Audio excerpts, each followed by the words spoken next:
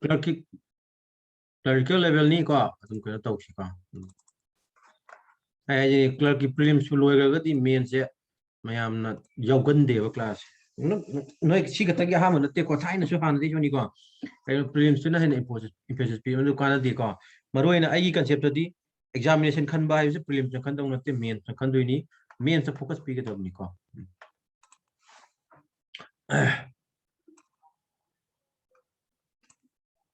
dai ko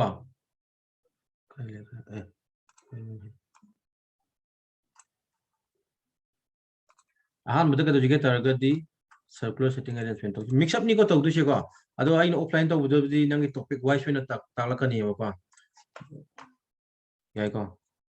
number 1 ngan ge gi mana baga level hai mai machine variable yang kholak pa ko different types ano what pattern yang hangi handak si question ani gu ma hangi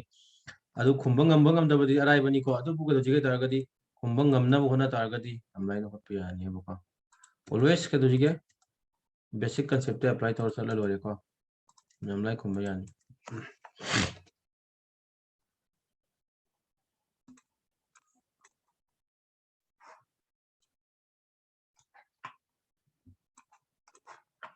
city ela bani ko hanta ki kanu ni ko hanta hangi ba question ni hangda bana te ko hangi ba question ni ko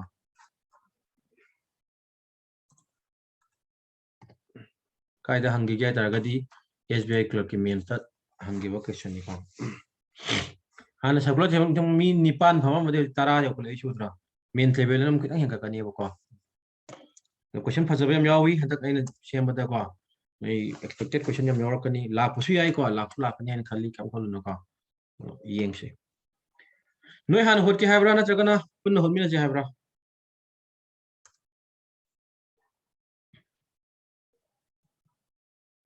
noi han try to ge habra kun hot mi na je habra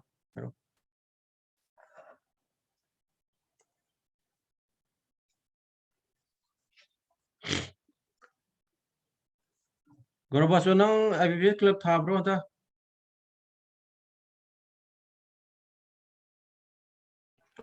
short thai sir question kamai to mi question English ka tari khara kan te ata in ban nang de sir nang ni habna te ni nang mo habna te ni question do reasoning ni kun ko to ngam bra sini ai ngam de sir pajal paisa lo ta de ko adu puzzle sai na noi da hana khum hai da ya ge di khum mo ka ating ne puzzle sa na khum so hai da bani atu ka han thi so han ba thing na ba sir ai di eta hun to ko ta ngam de sir oh adu patti adu intention do le ri ge nang chahi next year dum nei ni ka anda ba hani ko cha adu na madu examination ni competitive examination ni pass to no na ti ba he na phangi khan du ni adu na arai ba han thi ho lo kende ahan ma ubu question je ayam tuition oigan mane ba examination da adu adu han khum dong na te yai ko adu question lu budina te kam no adu question yang khai mu hen to rambra to sir adu da di men se khan be yum kai dai no ai khong jong de sir sapam dai ne ba ko khong sapam dai adu di yum da lei ra ba lai je sir ko ai the lai sir kwai the le ga di khoi offline ai no mains level gi offline class special class sendori ba ko adu no yo hai ke to ni da ko hai sir adu gi ni da ko ai mai Wednesday bu di sangaroi Thursday Friday to ai 2 days sin bi ge adu next week ta mu noi de Christmas aba Christmas no afternoon class ta roi ko Christmas ki ka manung ki de ka adu duna aina office suti thani ko yi ko adu da dum timing dun nuai ga timing um sila ga to bi ya na ka GS noi ki static awareness ki ko banking awareness ki material pira ani paba ho ko kam khal mamang je hi karop chi manipur ki 40 ra keno lei ko 40 ko keno ki ta adu keno ni ko handak se hi gi si almost adu gi leng da lei bi sai ko okay tang hen kat pa yai ko adu 50 bu ko 50 me abu phang ne ta dum sure to prelims power ni kam khol no do gi adu na main ki do hona si prelims exam nang thabuk phang dong na te main sam phang do ni na main sa focus pi se ba ko bidaras nang di kamai ta we exam tha bra class ki thar thai ba ko question kamai ta ro me question dum ngai ta ngai kya mu 60 plus kum bra ba 60 plus this 78. 60 plus 60 plus 78 yeah 58 है 58. yeah accuracy da nang na 90 plus accuracy le da prelims pau ne ba nang na overall plus minus ta work ne 45 plus phanga ba sure so ta nang prelims pau da se jema khalu ko ha ado 45 plus to the 50 dagi question yeah ko ado sigi kano sida ida 45 plus on the sure so the power of the ko ado idar gadi main ki aina yum kai dagi no khongchang dagi yum da leibra yum da lei ba na office koi office class la pungam gadra ba around 3-4 days mu katani yam dong natte oi yeng ke sa kai no da prelims di arrive ni kuch natte ba main sida ni mo focus pi je ko mi IT ha pung di ai mo ta taw roi ba ai mo ta la pung ma pung mapan makai dai taw na ba sin gini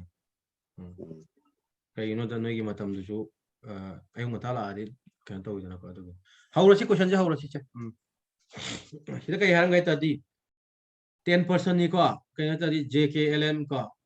NOPQRS ka are sitting on a circular table pa such that all of them are facing toward the center sigi question ja in exact kadri ta di SBI clerk ki main ki question ni ko aina purla ise ka question chani chum chama chani chem loira bani mege da mukta ko expected question ko mayam sem da wali ko aduna dum kan taw she ba question level hankala ani ko ari ngasan ko clerk level na te pure kadri ta di main level ni taw do si yai ko the conjugative alphabet ka alphabetically named person does not sit ka the adjacent to each other ani thangna de means ki ga je ga thangna de have ni ko the or no ka the el ga thangna and so on possible mu ya aina higher always ka the tar ga di nang circle de ke have ra kanu de ke have ra ko no apa madum yo mi tara na tro cha kana ya possible diagram ani yo ai ki mi kya sure mi ni pan sure ko the mi tara ha possible ka the tar ga di ai circle ye ko ja hina de ba kan ta ja kaina da jum ye khidra bani na ये रोहे तो ये trustee आई को possible diagram अनि ये होची या मैं आंसर ता बया ना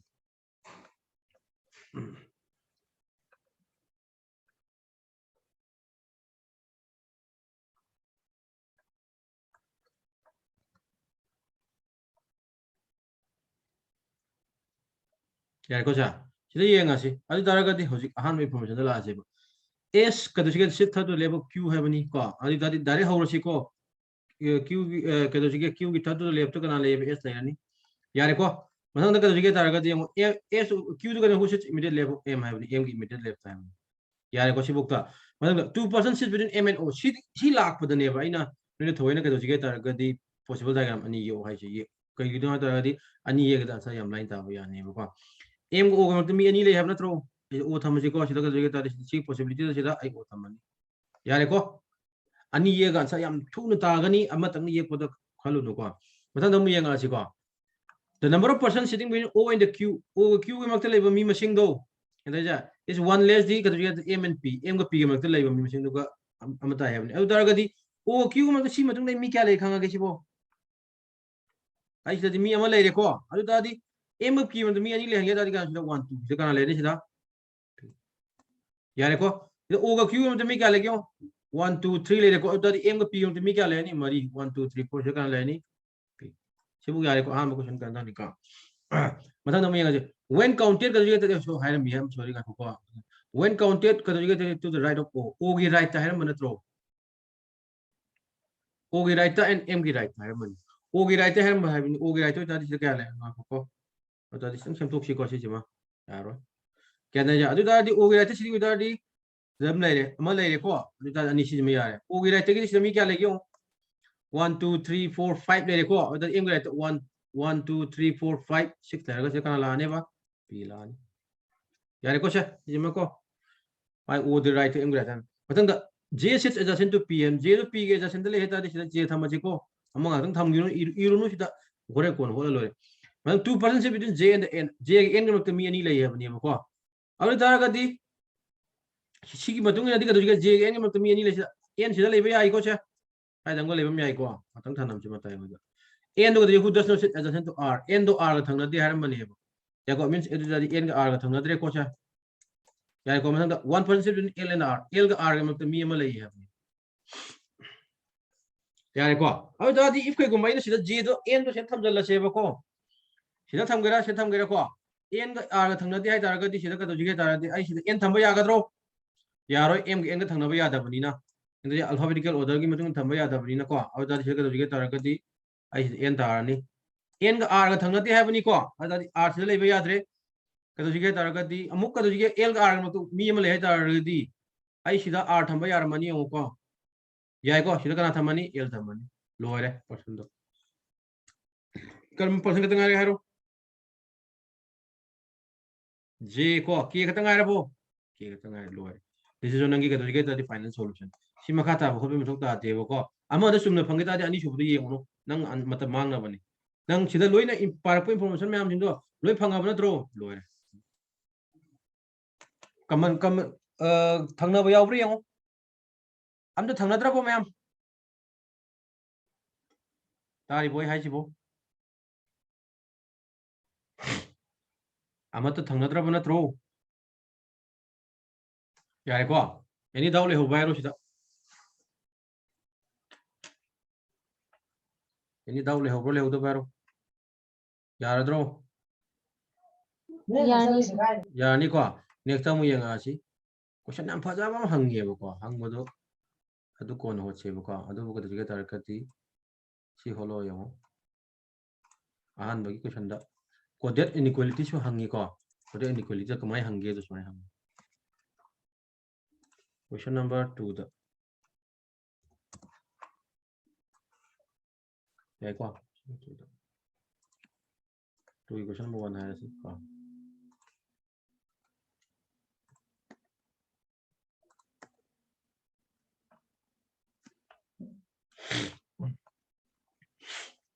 सिगी कोडेड इनइक्वालिटी से करी मेथड पालो होत कतगे है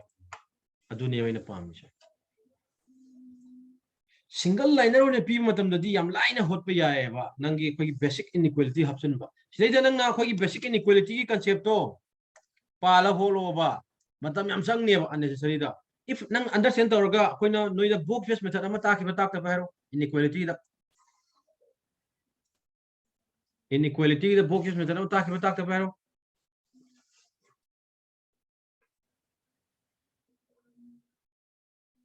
आई बुनो इनइक्वालिटी की क्रैश कोर्स की नते बेसिक ता ताकि बताक ता बारो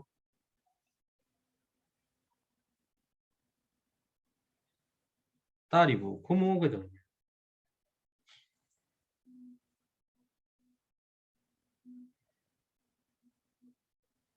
मा नोई मंगा ले याव नि अमतो खुमक थे गदो आई बुनो इनइक्वालिटी दा ने कोडेड इनइक्वालिटी ता को मतम दा बुक फेस मेथड ना अमा ताकि दा ब्राबा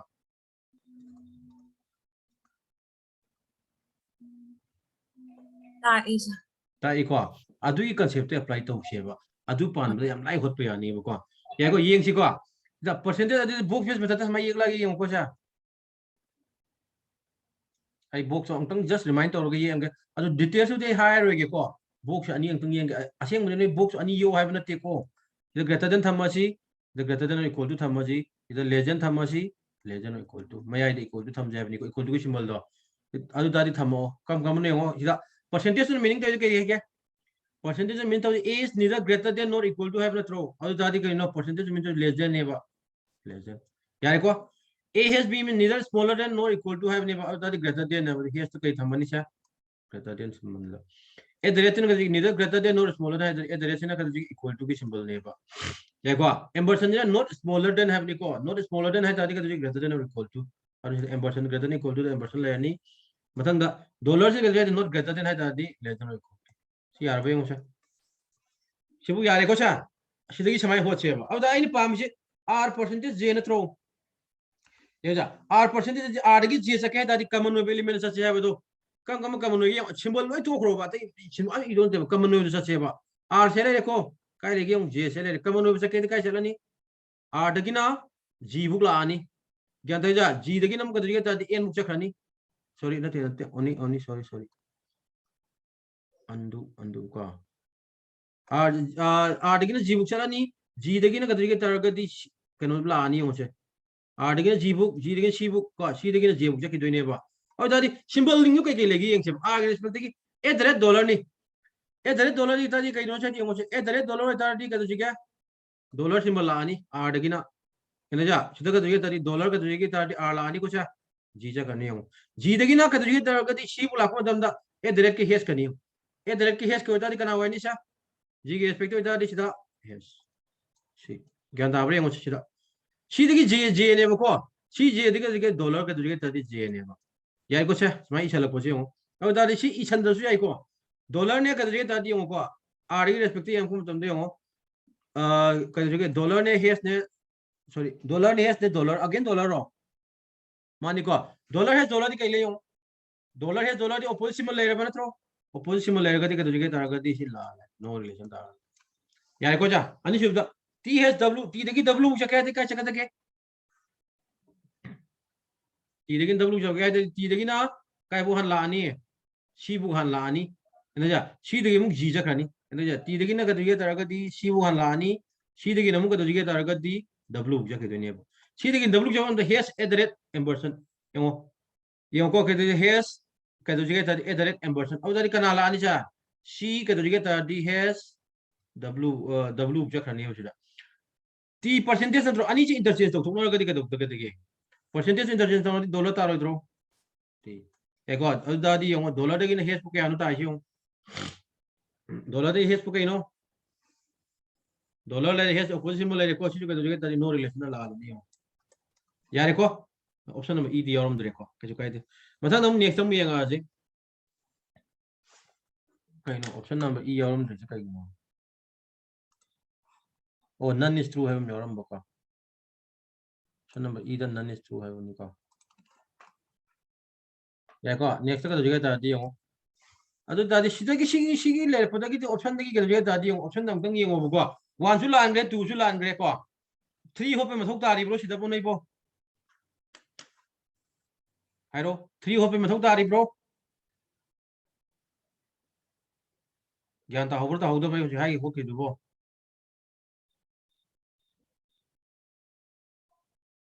अइन हाई ज्ञान ताबर ता दब्राबा ताइसा ताई को अदु तारगदी अखोइना पामिसे ऑप्शन जिसे येंग फु मतम द कदो जिके आई 1 सु लान थोकरे 2 सु लान थोकरे औददी ऑप्शन जिदा कदो जिके 2 3 ओनली के तंग ऑप्शन याउ देबा अदुना सद कई तार मने त नानि स्टू ता दे तने 3 येंग म थोक ता दरे यारे को 1 दु लान मुसुम ब्रो चुम कनो ताई दा को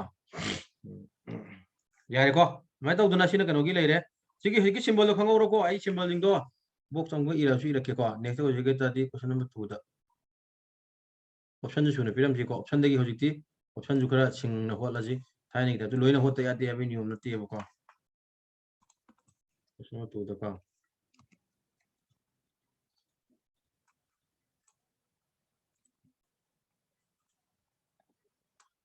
इधर रो याव दबनी ना यम लाइन येंग बया है बको अदुगी वरी को यंग क्वेश्चन नंबर 2 दा ए जिकी बॉक्स का इन लेगरा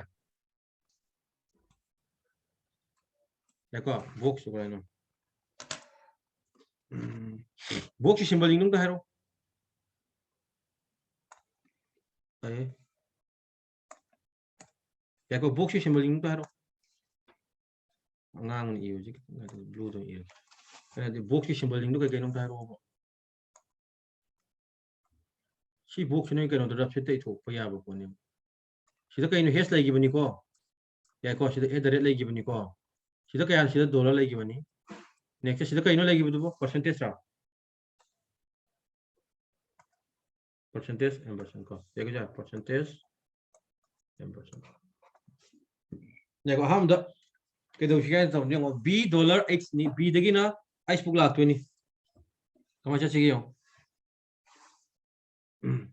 b देखी ना चप्पल का ये हो b देखी ना b का ले गया हो ऐसे b ले रखो क्या को जा ice पुक तो नहीं ice ले रहे हो क्या कैसे पे आगे तक b देखी ना हाँ बता कर तुझे तार का दी क्या पुक ला आने p पुक ला आने क्या था जब b देखी ना p पुक ला आने को p देखी ना क्या चक्र नहीं k पुक चक्र नहीं यार को जा मथंग का तुझे तारगदी की दगिना आई छतुनी बा येंगो को समा आई चली बा एंगल सिंगे येंगो बो को percentage b ni p digi mai chat lo ero di ko percentage ne hes ne percentage ni hes ne lak mo tam kai le gar ge mo che opposite ya sida opposite mal do mo thong na rak tu ni sidi yaro mo thong rak tu ni hai gi meaning di ga tar ga di ore nang interchange tor chat tu ni nang gi position mana da bani na ko interchange tok thok biro sida nang same direction chat pado kada na tra kana kada gi p digi chat la su ya ai ko adu samai chat la chi p b digi na p buk chap matam da percentage lai re yong na ngau ne har kana ye ja p gi right side ta kana la khatam na tro or da di percentage ki di kana percentage ke ta ni ke gi right side ta address ti kai no address equal to dum kada gi address dum na jarani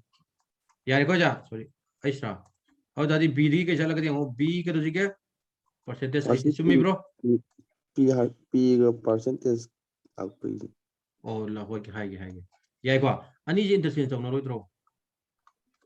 B अभी तारा का दी के कहते जा अभी दादी आई नंगान high की तो inequality दा एलिमेंट अनि की पोजीशन इंटरचेंज तो तारा का दी इनइक्वालिटी सिंबल जो इंटरचेंज तो हमने और दादी हे से कहीं ना दादी ग्रेटर देन सिंबल ना थ्रो के से दादी माई के नो परसेंटेज चेंज तो इधरो मतलब मका टॉप टू बटन इंटरचेंज तो यार गने इन हाई की मतलब Deja, element any position interchange to di top to bottom gi symbol do interchange to na gane ba. Ko address equal to begini adon b percentage I star amina ka do ne si la ni ko 1 ma. N ampersand w yo n de w ja chi ko. N de w ja ka da di ka do chi ke. N de na p buk chala ni.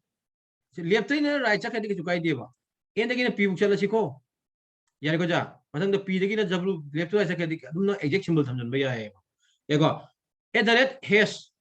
@has ni yung ko @has au dali kai thamani @ti maya ni au dali n ka duge taraga di has w ni sijuga duge tadi la kai no question ani mo loi nan chu ta ji kai to cha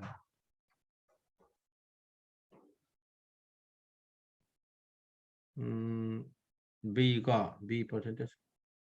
siju nan chu ta ni ya ko ang tang check to ke ko option da mai ga 좀도 좀 뭔가리다 소이라 뭐다 아니 뭐 나니 수다 살아 부스더니 내나 그래 이거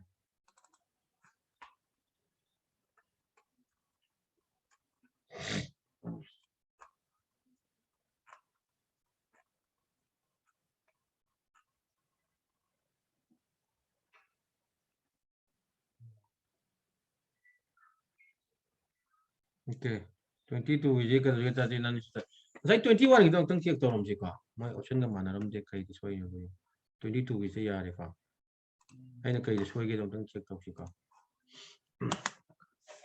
PSW 주 중고들 나가더라 얘 뭐고 심벌 티 응당 이행시 거 시죠 옵션 B only B is true 네 콜라 메고 이행시 TSW 제 야이거 아주 다르거디 T得기나 W get더니 뭐고 어다르거디 T得기나 시부 한 잘라니 원하래네 percentage 원하그래네 이거는 right to left ला तू ना throw ज्ञान ताई को जा अदु दादी आइने $3 सी ने ई रे परसेंटेज दादी हेस इरा मोइद्रो सिबो आइबो सुम्बला ब्रो सुमिको डॉलर ई ले में सोइले अदु हेस अदु ने only 2:2 हां भाई only 2:2 एकदम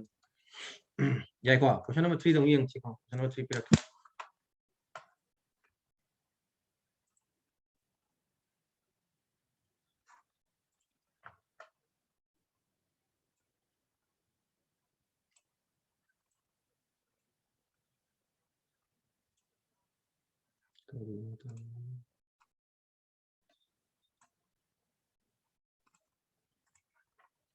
याई को कोदे इनइक्वालिटी क्वेश्चन अहुम हंगे बको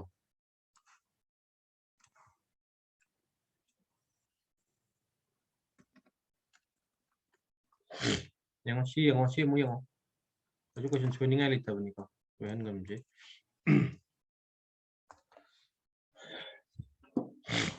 ham the l ka dujge taraga di yo ba l has r na thro l digin r ge tu ni ko l digin r bu ka ta ke do ge kai ka mon ge yo n l digin i bu han la ni ko che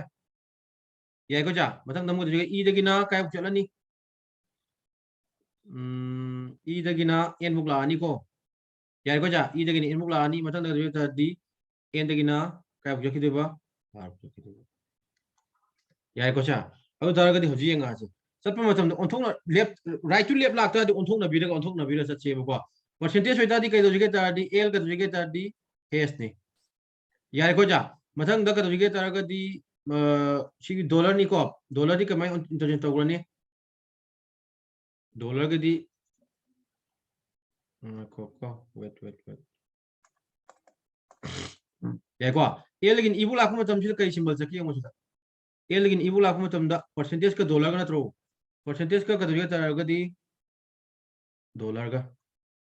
या गजा percentage का dollar को इदादी कई चका तके सिगी percentage की दी कई चका नि हे सकनी को यारे को जा v थमसे बा डॉलर की दी कई चका तके तारगदी एम्परसेंट चक्रनी बा या को e ले जारे को मथंग द e की दी e नि सॉरी e को ना सॉरी या को एड्रेस की दी कई एड्रेस दम ले जारानी को एंटर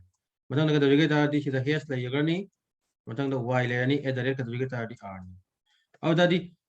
हेस तगिना का दोजिगे तारदी एड्रेस नातनी को एम्परसेंट का दोजिगे दो दी हेस रिप्लेस हो करनी l हेस r जम चुमे को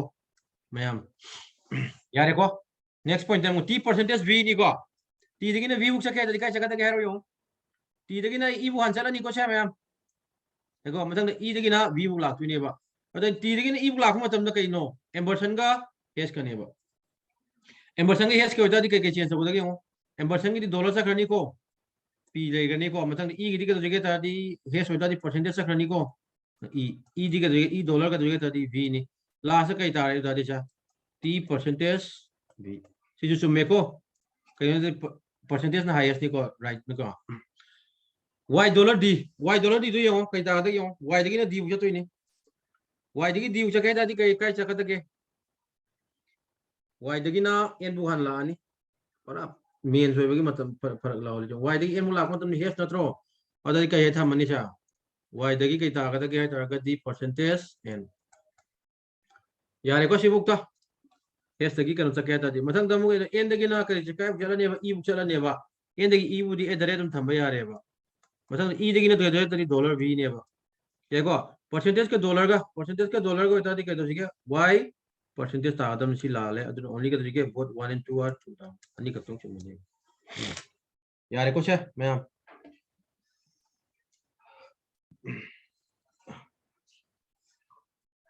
तारगदी d मु लाख तो नत्रो d बुक लो ओ मा ओना रेने है आइना b बुक तो चले ओके काय के तुने e दगी ना काय के तुने बा d दा देखो e दगी ना d परसेंटेज के ओन तो करने दादी हेस ओन तो कर सुमी को हेस d और दादी परसेंटेज सिगा का दोजिगे तादी हेस कना थ्रो परसेंटेज हेस ऑपोजिट सिंबल ले रे को अदुना का दोजिगे तारगदी नो रिलेशन तारे तुम लान सुलाल यारे को लांदी तुम लान दो सत पचे माइनस सत छे को अदो केम खालु नु को नोइना सुमाइना हालक पचे अदुना प्रीलिम्स की लेवल दी नते मेन लेवल दी सिदै द नोइना ने सिंतोक सिन तौर होत लेरबा मतम या मांग ने बा मांग दो मान बाय वानी मा अदुने हे मांग दुनी को असिगी चटपगी नियम से कितन खंगा यम लाइन होत पे यानी को मै तो दना राइट की लेफ्ट सकी बोय दारगदी नंगी सिंबल दो इंटरचेंज तौर तौर चक्रो केन ताय को जा अदुग मति मति अदुग समझला चलसु याय बको सिंबल दो अमम तंग ए से सांग ई से सिदा सिंबल सांग ई से ई द समझला ई बि याय बको मै तो सच्चे बको याय को नेक्स्ट का दोजिगे तारगदी नेक्स्ट क्वेश्चन दा काय लेगा यार अराइबा महंगी को डाटा सफिशिएंसी क्वेश्चन नि को answer the Khaga money data sufficiency को निन को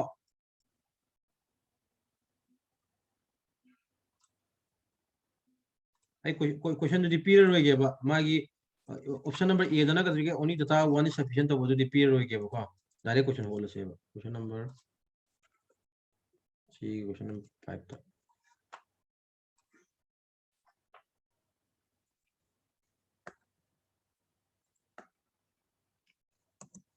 देखो से डाटा सफिशिएंसी क्वेश्चन नि ट्राई तो सीधी लाइन मनी को क्वेश्चन नंबर 5 को क्वेश्चन डाटा सफिशिएंसी क्वेश्चन अनि हंगी को अनि अमदु नंग हाक्तंग ले पिरके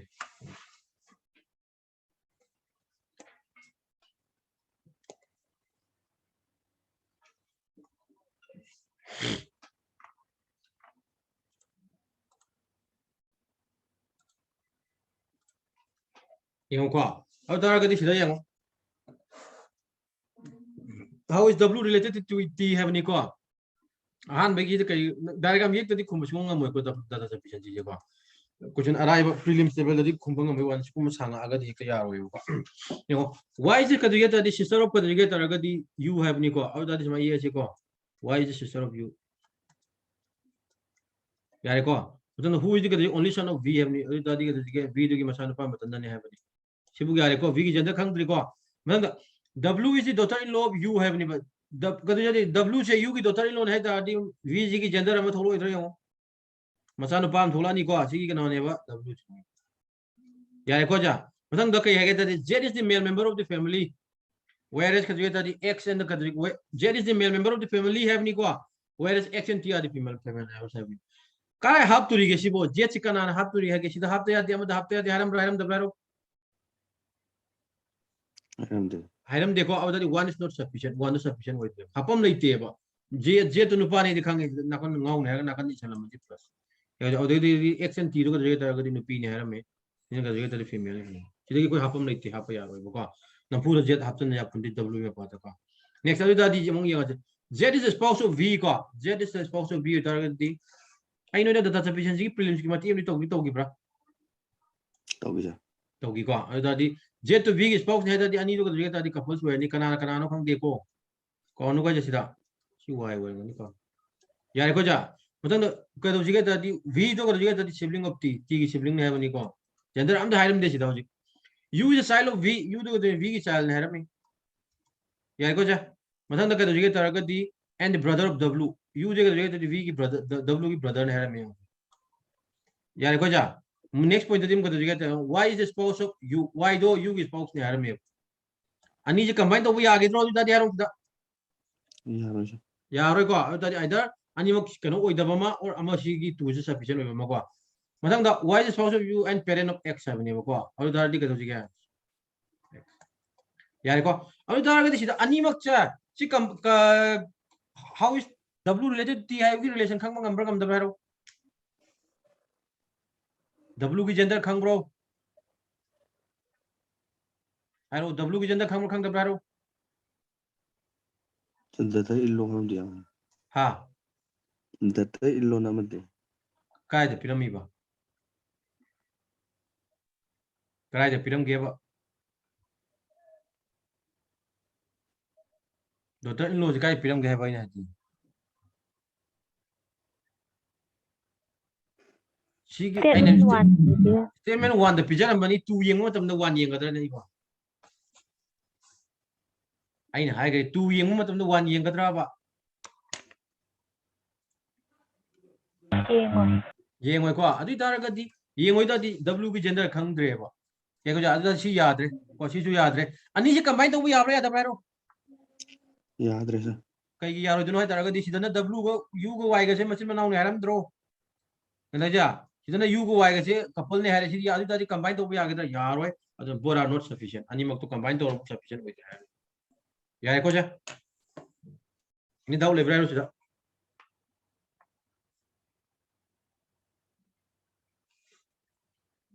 ya ada drama nih kok ya kok next question nama pilih kiau blood relation ini question ni kok blood relation का नंग other ranking का hapet hapsan lo question ni kok hangi ko blood relation में answer तुम hangi को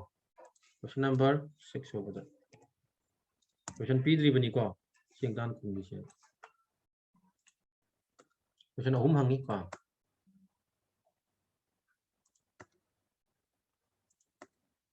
communities papa ये थोड़ा को answer हम नहीं ताज़ा हाँ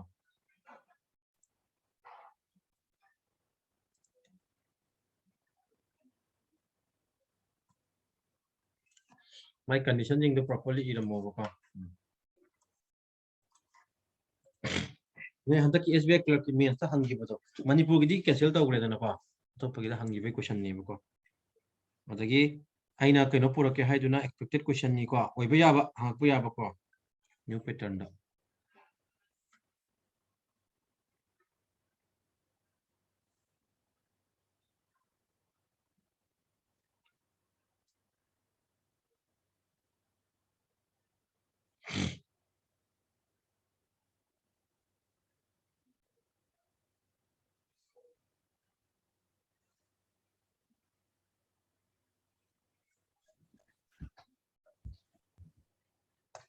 Yang diagram yek siko 7% ni ko a dagi na kadu ge taragadi g bu pyramid are from the same family having with 3 generation hum ji condition ai high gre ko yare ko they are of different age group ko moi different age group matan having the age of the husband is more than the age of his wife magi nupa gi chahi do can tell you adu na kadu ge tamai nupi chahi di hele having where the age of the parents more than that obviously the compulsory ni city compulsory na te ko adu bu when gre moi na ko yare ko ja adu dadi yang ko next point tamu yang aja tadi she is kadu ya tadi yang baca she is younger brother of D kaya tadi she is younger brother of D but elder than A have ni apa atau tadi kemana I ini haro she itu tadi kata raga D elder younger brother have na throw atau tadi she ki gender kanga mani yang kau nu baca kita nang orang kau dalam na mi kya no pila misha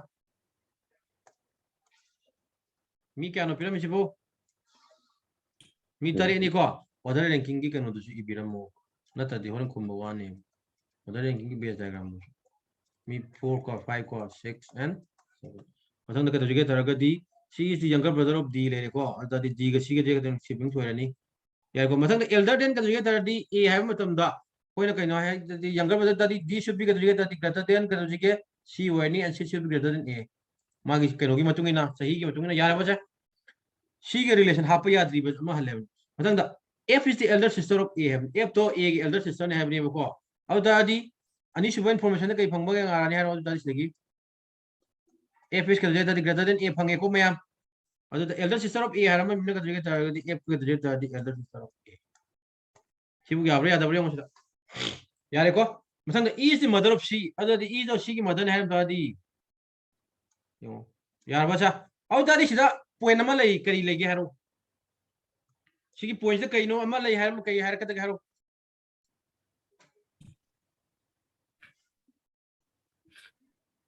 ai honor ama le ne hai E is the mother of the E thapam ko sida information ama lai kari information haro kang mangam ra ro E is the mother of A har ko matum jana kari information ama lai ge hai kang mangam ra ngam da ro and has a son and a daughter mai masana pang masana ping lai hai ni ko au da di kan masana pa di si le thokre adu masana pi di da ni ko hairo sigi E is the mother of C har ko matum masana information de kari information ko mangam ga ro ba D ga C kai no sibling da tro mala na tabaro D ga C sibling jo tara ga di E do na greater than E oi ga da oi ro da haro sahi da yai ko next time ko da jeta di if to A dagi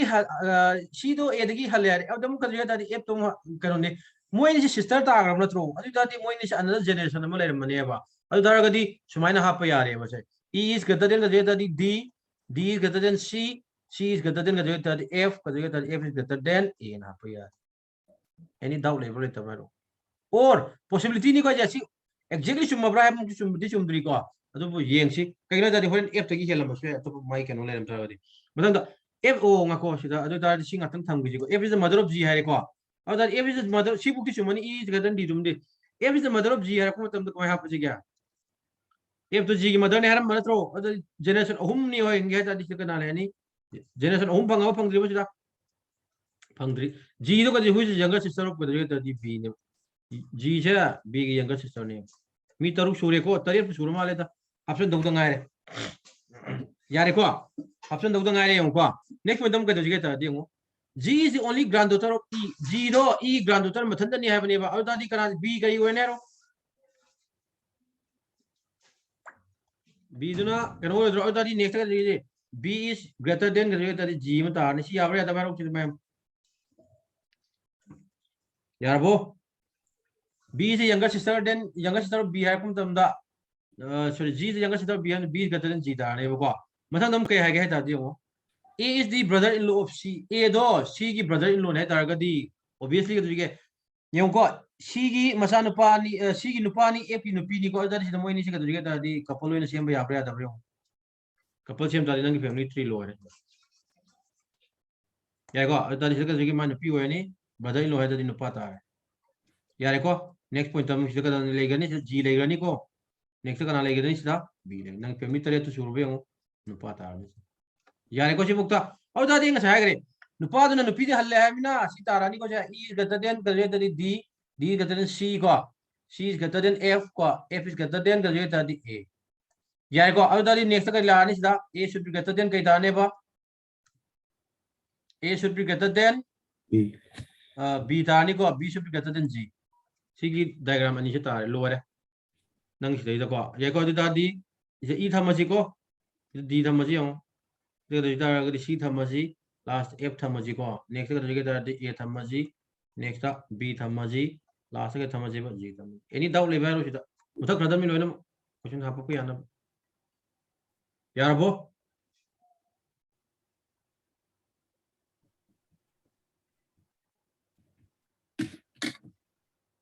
야 드바로 시문 더 그렇게 예방이 보스케는 예 매암세 아니 다이그램도 그런 탐마지 해봐 यार को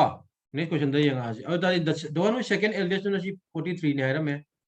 यार को मथंग the one who third youngest नो कना ने बसे सिना 24 ने हरम यार को क्वेश्चन कुमा जी क्वेश्चन पे आ गया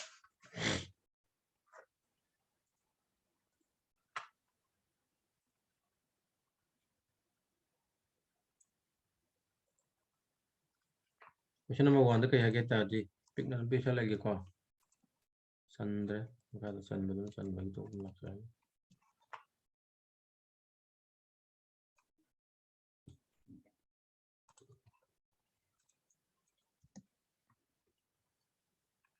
क्या है कोचा if the average age of pedagogicate taragadi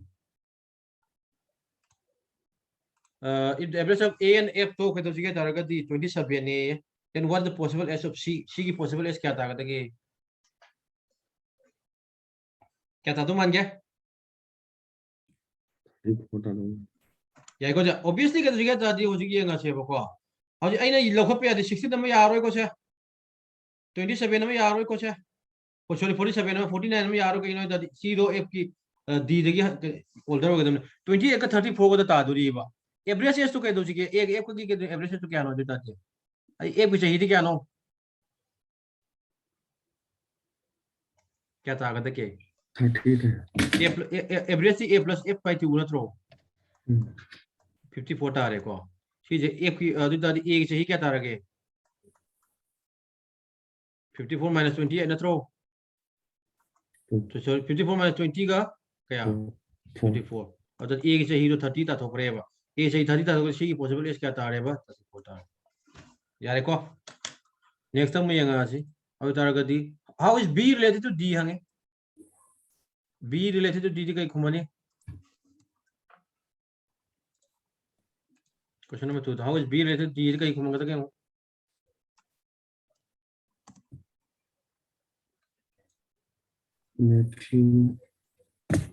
nephew ta bro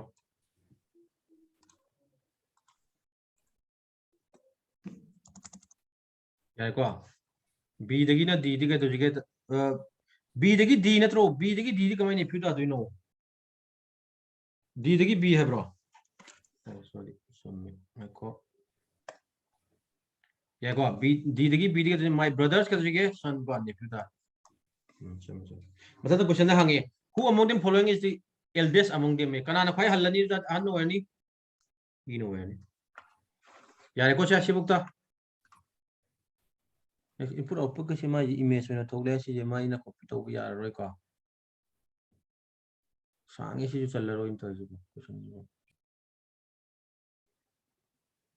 aswa ha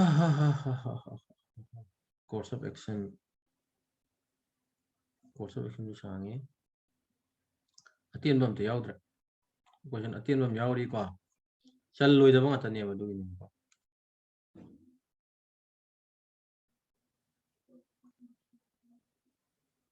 okay syllogism की हंगी को सिलोजम की स्टेटमेंट मरी की हंगी को ये मत और मैं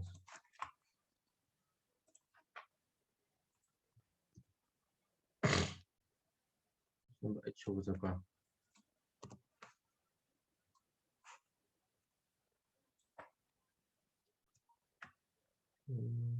सिलोजम क्वेश्चन अहम हंग को ꯑꯗꯨꯅꯅꯦ ꯃꯦꯟꯁ ꯌꯧꯔꯛꯑꯒꯗꯤ ꯀꯩꯅꯣꯁꯦ ꯁꯤꯒꯤ ꯖꯨꯝꯒꯤ ꯂꯤꯃꯤꯇꯦꯁꯟ ꯈꯔ ꯂꯩꯌꯦꯕꯀꯣ ꯀꯩꯅꯣ ꯍꯥꯏꯕ ꯃꯇꯝꯗ ꯅꯪ ꯆꯟꯗꯦꯕ ꯀꯣꯏꯁꯟꯗꯣ ꯁꯥꯡꯃꯟꯗꯅ ꯌꯦꯡꯉꯣ ꯁꯤꯗ ꯐꯠ ꯇꯧꯊꯣꯔꯣ ꯁꯤꯗꯤ ꯌꯥꯝ ꯂꯥꯏꯔꯝꯃꯅꯤꯀꯣ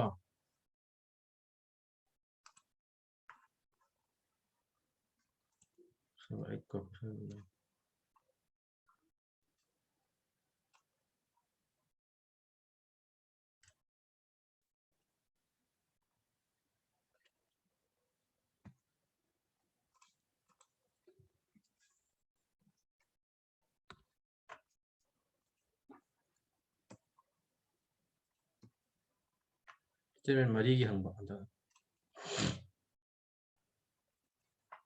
conclusion ahum.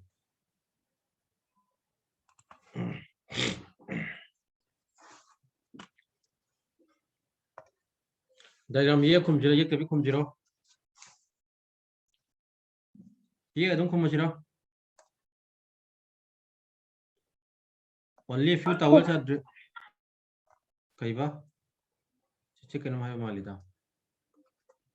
Towel ko dressing. Towel show kara dressing the point or chiko. Na old dressing are kadriya the cloth ko. Ya ko cloth tham chiko cloth ni ko. No cloth is material ko. Adadi material of the cloth na te hai. Matang kadriya taraga di some materials are general. Materials are general way. Ya ko ja. You are gonna eat it. Towel ko. Matang the dressing. Matang the cloth ko. Next up material. Next up general. क्या देखो sir समझना नहीं फिर mission conclusion देखो some clothes are towel cloth के सरको towel we have in सुमद्र लालद्र सुमनी को सिर्फ मैं यार को मतलब the all towels को can never be materials towel खुदिंग मक तो कई दोनों तो material ओइ रोए सुमद्र लागा था रो towel खुदिंग मक तो material ओइ रोए सुमद्र लागा था रो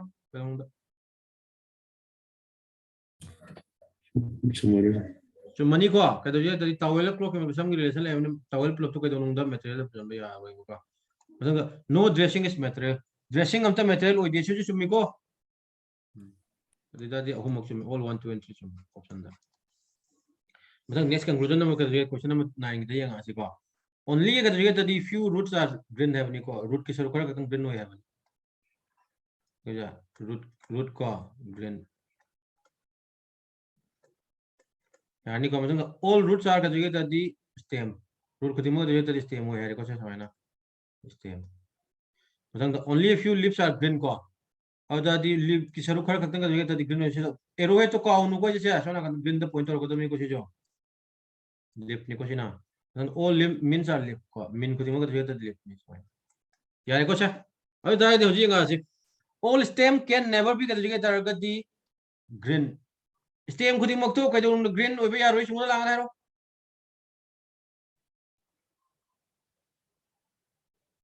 stem ko timo che ka do green oi be ya roi sunga lang ro chumni ko stem ko timo che green da pusan be ya ga ro stem ko timo che green da pusan ga da di red ko timo che kari so root ko timo che green da pusan la ka da ne ba root ko timo green da pusan be ya da bina can never be green have to sum ne ba ko masang no lips are root lips am to root oi de sidai da sangna ba ya di hai ro information yaw ba yaw da ba ro sumjang jang na ba ya di hai information yaw bro yaw de ko la la da ni maka ta ba yeng ba mthok ta adu whatever pinim mu pijaram no la la da ba Matanda, some mints can be green. Min ki saru krak green oibe ya summe ko siti. Ano 1 and 3 ko. 1 and 3 option number. Yari ko. Next question nama umpira kiya ho. Silojam nuka lai duni ha sumdro. Question number 10 so bade. Ata idi change ba. Sang ma ta ne ba. Onda ne ba. Page amom hen ba gi sang ma ta chandre. Adu dana ne ne main so ma ta question je. Hot pa yaad re hai si ko. Ta kam ta ne te ko. Sasi mu try toro yang asa.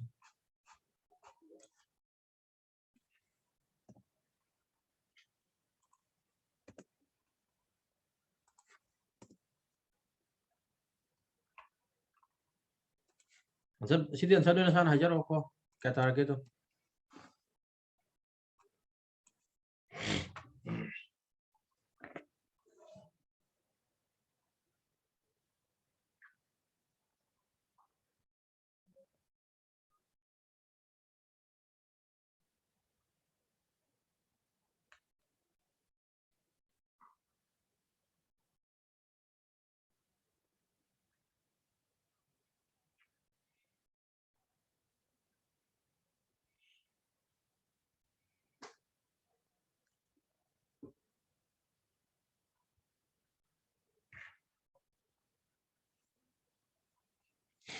Saya kata hero ko.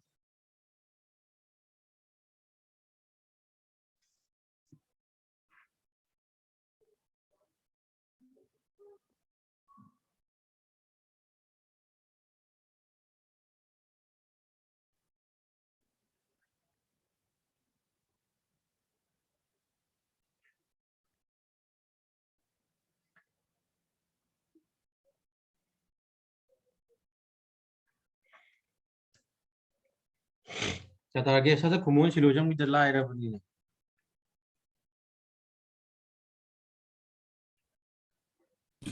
Only two idea. Only two itu lah ko. Okay. Yang sih ko. All devices are kada portable ko.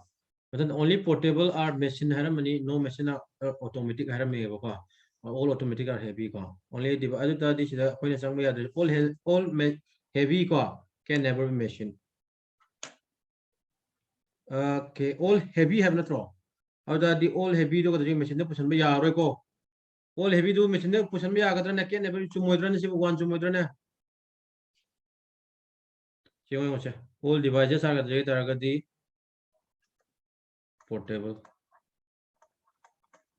Ya ko. Matang dah kada jadi only kada jadi targa di few portables are machine ko. Then no machine is automatic kasi machine lai ko. Only two kata kamai cuma doi no. Jadi kada jadi targa di no machine is automatic kasi automatic tamani automatic ko. Matang dah all automatics are heavy. Automatic ko di mukti heavy ni have ni ba. Or the all heavy can never be machine है जो मुद्रा ने मुद्रो हाँ मतलब no device is automatic device हम तो automatic कोई दिया है वो तो मत दिखा दो जिसे में लाला नहीं को मतलब हम ये all portable का can be automatic portable को दिमाग तो automatic कोई भी आकर दो यार को तो answer only one is true only one हो तो only two है वो मुझे only one है वो में है वो नहीं समझो हाँ यार को सीधन लोए रे क्वेश्चन अत्यन बा अम्मा का सुले री क्वेश्चन अत्यन बा अम्मा का ले री को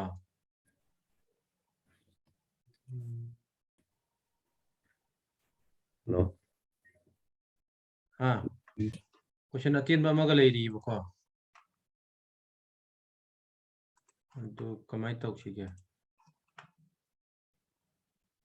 अत्यन बा दिक्कत होनी कोई कोडिंग दा हंगबा सीधी होला घुमसे यार कोई एलिमिनेशन मेथड कोडिंग दी कोडिंग नहीं एक्सपेक्ट तो उन्होंने हंगोई को पशु या हंगे तो हंगा का सुनना यम नाइ खुम्बे यानी वो को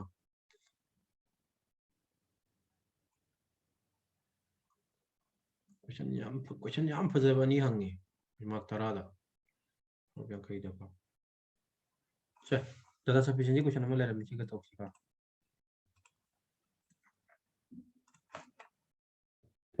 Sabi kita. हाँ हेरो Ay nang ngawag yan tatawag na rin sa sila. हेरो हेरो या Again no device kita na. हाँ को आई सी क्वेश्चन तो संतोष ये को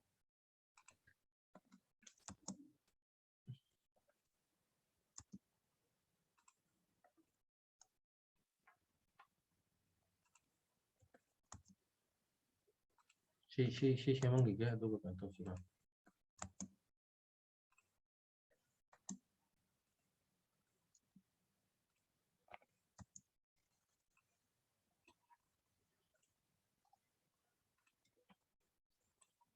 हम भाजी को कदर भारो no device is automatic device automatic de ko lu ba yadro sang ba yadri ji kana no portable ki saru khara khata na tro pulap ti ya pulap khara sangu badi ya pulap sang ba yadab wa khata na automatic yadro Ano device pun masih portable dari yang. nati ye portable ki saru khara khata na tro machine da oiri cha ya ga adi daraga di sai saru ahang bagai di automatic te lo changu ya na tro ya ba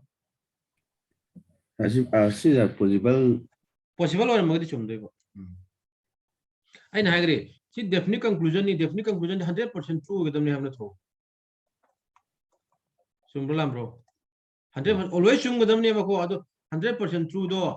Aran mushroom फंगगदी लाला न तो conclusion ꯑꯩꯅ ꯈꯜꯂꯨꯏꯅ ꯗꯤꯚꯥꯏꯁꯀ ꯑꯗꯨꯒ ꯔꯤꯂꯦꯁꯟꯇ ꯂꯩꯇꯦ ꯑꯗꯨꯅ Okay. Ado duration film dragadi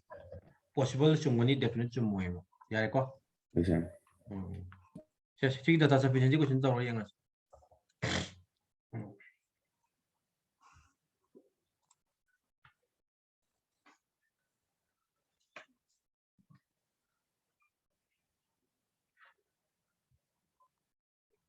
Question faja bayam lai ko chandabai wani ko ai hajini. Chandabagi wani challakanda mayam tholakani ko.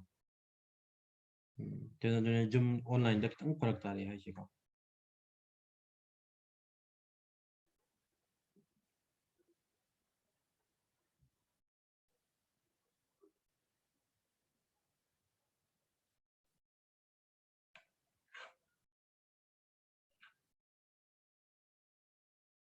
Sakai ta da garo shi data sufficiency question.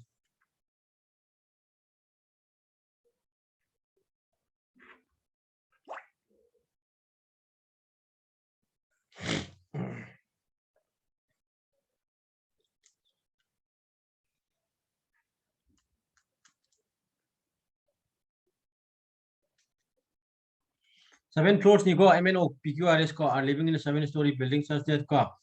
the lowermost floor is number 1 ka and topmost floor is number 3 kan ko ki kanoduni but no necessarily same ko who among the following ko lives 3 floors below n gi makha da floor ahum subu kana lega da ge ha ba ko yega ja awda di first ki diagram yegla si ko awda di ka jega 7 ko 6 5 ko 4 3 2 and 1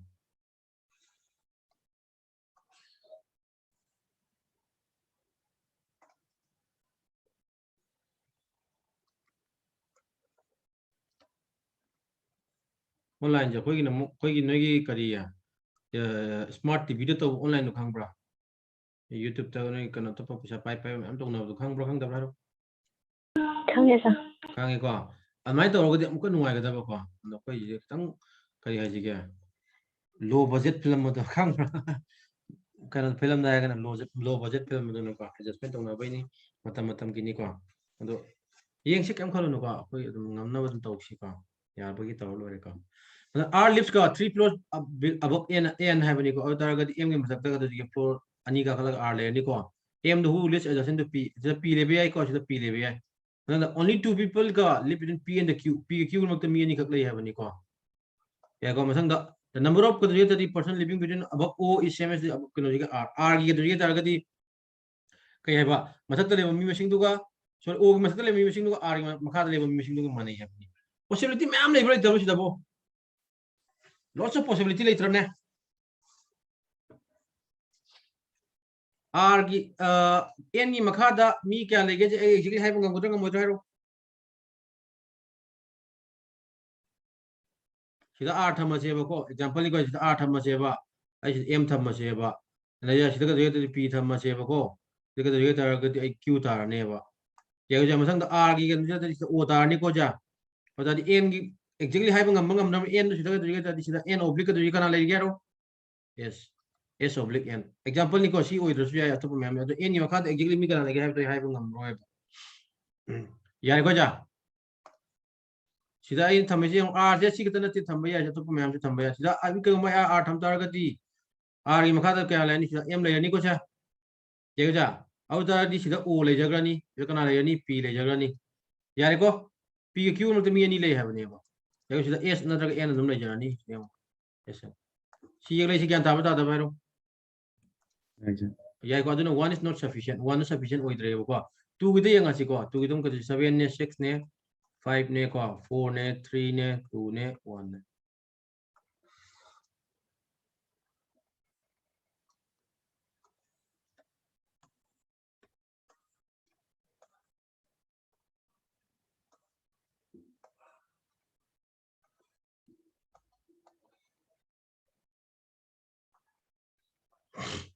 ya ko ada di sida n lives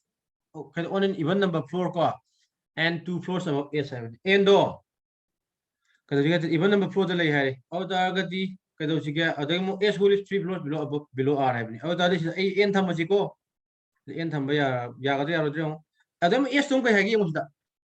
to s to ka jage 2 floors away s layer ne ko mathang nam ka jage the s to whole is 3 floors below r gi makha da hai bani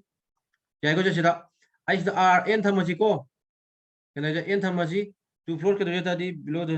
s layer ni second layer ni ba r ya ko ja mathang da is the another possibility ma ko su lai ko n r gi ko do that r sorry r possibility si ani kita ngai re ko ya bari ada bro atop sida r thamba ya roi ba ko my floor makha amma kala ga le dabni na mathang dam ni nga je p lives exactly between r and m p do r ge m ge mak le exactly how do the p do r ge m mak le ta di kai le ga ke ai si m le ga le re yo se ka le ni p le ni ya bari ada bro sir p ya ko m who lives p kai ba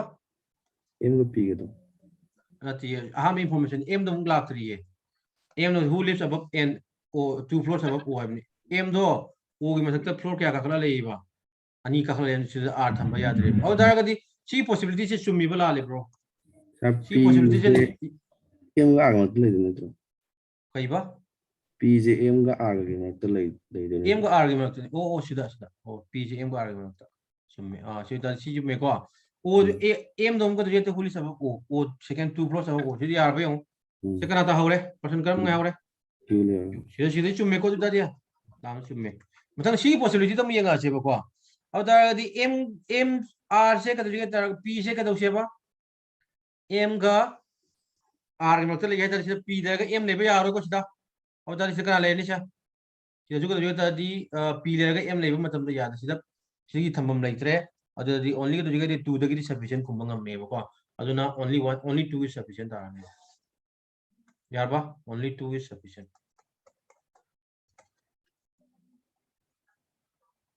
gyan ta bata bro sigi statement number 2 dagi ne question je n gi makha da mi karam mi lege do phang ngam me ba ko yadra ma'am cha ai ko au dar ga di ai question ma pira ke hot pa yaro hai je ina te kam te ko question yam phaja bam hangi ko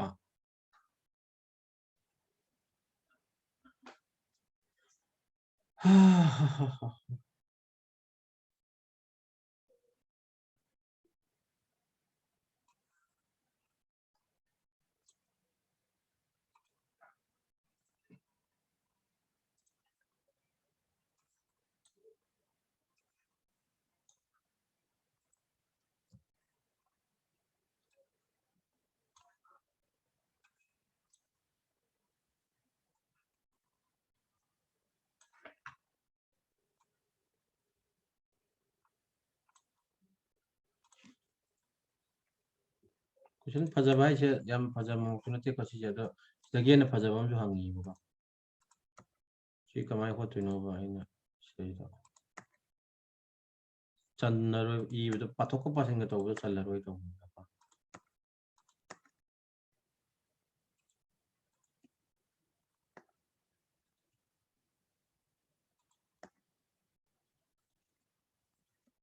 chan ga dro si bo chan bu su yin je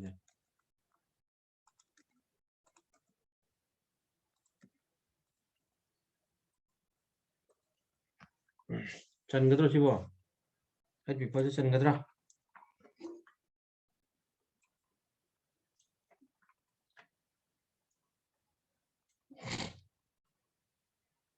try to kera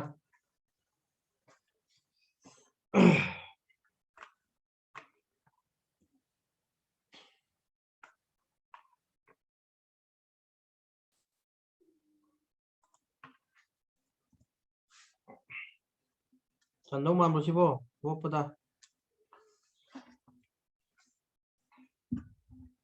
ha chandra ga de mu pathok ko pasin ga to bo farak tai to si ji question sin jalo nei ne practice to ko kya ta bra ai question ama ga pirak ke ko gyan tai ko ja question ama ga pirak si ai offline la kan ko lo se ko online jo pi ar ro atop pa di kan ma ta ngai gre kai ha chi ke kai gi logical reasoning part na ta ngai gre ko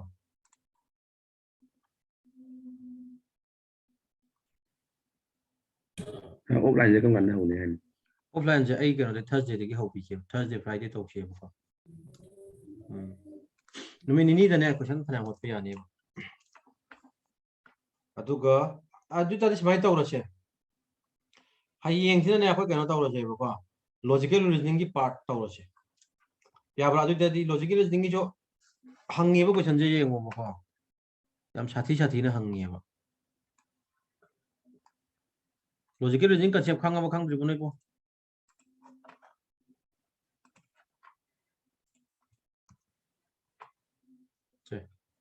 statement assumption statement argument to bogi concept kanu ga khanga ma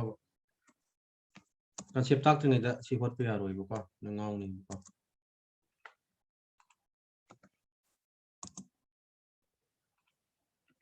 ana thaina gi logical rule reasoning concept na te ko hojik pire bo logical pura kanu ni farak ni ko aduna sidai da khum dok chor pudi kan to nangi meaning phadana properly understand to ro ga dia ꯁꯤꯁꯤꯅꯒꯤ ꯑꯦꯖꯨꯝꯁꯟꯒꯤ ꯀꯟꯁꯦꯞꯁꯦ ꯃꯇꯥꯡ ꯑꯃ ꯇꯧꯔꯝꯁꯦ ꯍꯌꯦꯡ ꯃꯥꯒꯤ basic concept ꯀꯃꯥꯏꯅ ꯌꯦꯡꯒꯅꯤ ꯍꯥꯏꯕꯗꯣ ꯇꯥꯛꯁꯤꯀꯣ ꯑꯗꯨꯒ ꯀꯩꯅꯣ ꯇꯧꯅꯕꯀꯣ ꯁꯤ ꯑꯃꯇꯪ ꯁꯨꯃꯥꯏꯅ ꯇꯧꯔꯁꯨ ꯑꯦꯖꯨꯝꯁꯟꯒꯤ ꯃꯤꯅꯤꯡ ꯈꯪꯕ꯭ꯔꯥ ꯈꯪꯗꯕ꯭ꯔꯣ ꯑꯦꯖꯨꯝꯁꯟꯒꯤ ꯃꯤꯅꯤꯡ ꯈꯪꯕ꯭ꯔꯥ ꯈꯪꯗꯕ꯭ꯔꯥ ꯍꯥꯏꯔꯣ ꯃꯌꯥꯝ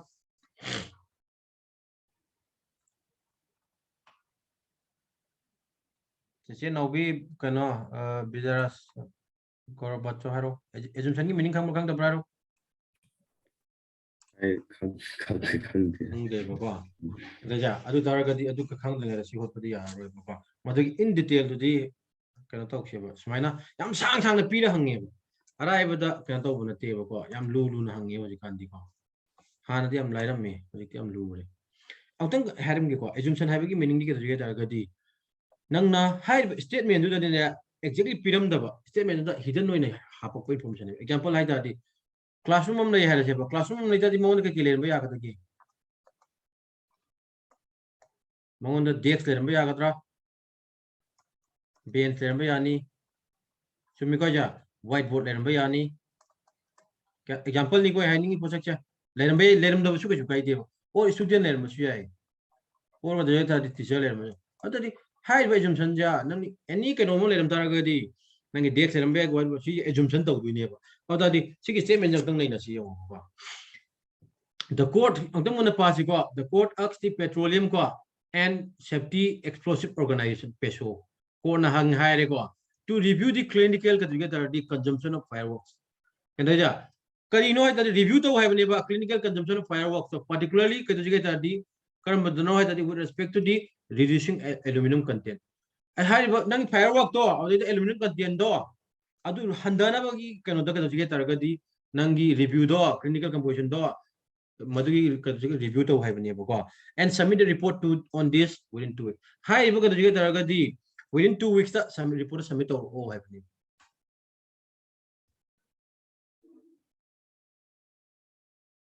The court put the onus on the center, state government, schools and colleges to take up the public awareness campaigns informing the public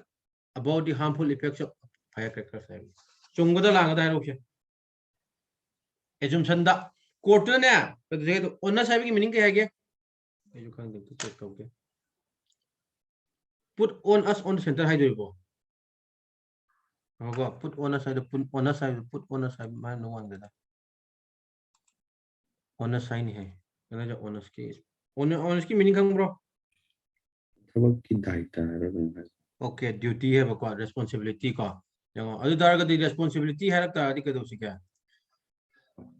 code न कदरिए दी सेंटर दा गवर्नमेंट स्कूल एंड कॉलेजेस इन कदरिए तारगदी responsibility में पी है बनी एंता के जा to take up the public awareness पे यो public awareness लगो लगना बा awareness campaign पे खालो informing the public about the harmful effects of firecrackers हाई बिस्टे में जुगा सिदा कदरिए तारगदी मरी लेना दबरा है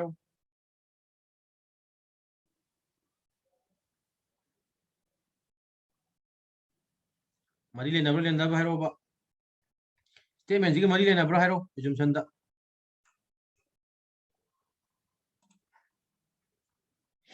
मरी लेना दे हारो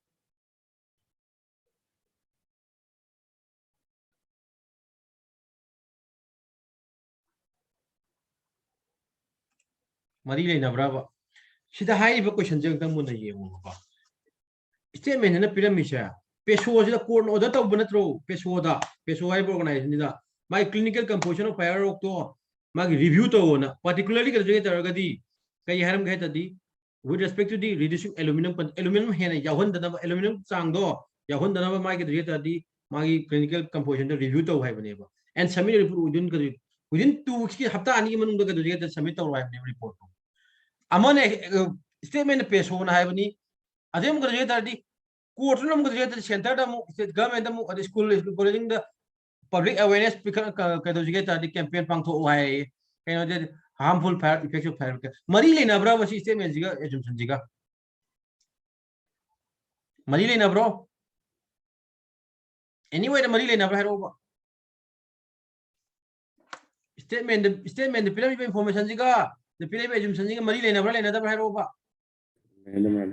mari le na de ko amana peso da hai ki bani amana mu state government ma order to chale every meaning ki ta meaning thok tre ba ko mari le na de na first assumption do ga jiga ta di la ba mata nam yang si yang ko firecrackers alone ko could not be held as a result for pollution during Diwali palambro ko sida bo information jita bo anyway information Diwali palambro means firecracker do ga jiga ta ga di mari le na de hai bani da amana aluminum content ni adu madugi clinical composition review to view hai bi raga Diwali bu chalyo firecrackers alone could not be held as a reason for pollution during Diwali and an entire industry should not be shut down ko as a consequence karamba industry no amadi ka duriya petroleum safety explosion organization ni industry to shut down the way are we consequence moina meaning thok reba and they contended that the other factors such as vehicular pollution ko construction dust ko and crop stumble ko burning also contribute a great measure to the pollution of in Delhi baksal le kai kai ri ya ga ta ki chum ga lang ra ro da sisu ya ro meaning mari in the line na have ni da gyan tai ko ja mean haram iba statement duga pide iba assumption duga meaning mari am ta leina tre adu na sika ga chi assumption ju valid hoi tre adu na sa ga ta ji ta di neither one nor two is implicit ta gyan ta bra sha assumption da ne mari leina han ga da bani ba ko gyan ja unnecessary da mari leina ba da hu sala pa yar hoi ba ko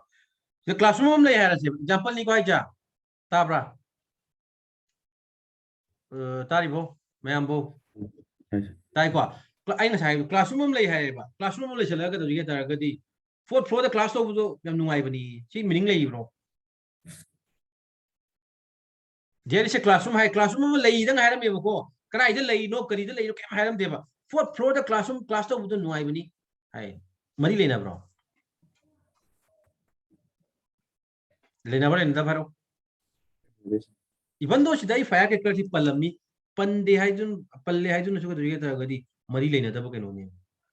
nang lei ri classroom du ga fourth floor the class to bu nungai bu mari leina de ba ko mai to na assumption do mai assumption to ga da ba ne ba ko aduna sigi logical reasoning ki part di hoi to khaina to si ko phadana in detail la kana to ro ko nangi concept basic concept to khanga kan da phadana leina si ai material share to ora nei na sara practice to jagera remain question thar le hori do aduga hayeng da ler ga noi do holo ora wachira Habiro. sara ke ko ye ga ja kan to solo kai gi noi tar ga di question phaja ba yaw bani ko hangak pa yai han ko similar question exact question ni ha bana te ko similar question hangak pa yai ko ado kana to si practice to ro ko question awat page hero question pirak ki ko noi wali question main se page practice ho ram ba ne ho ram gi da ngarang de jam loi da ngai si kan ngai tok te to ro mani da sumdra ne hani gi bo ho bro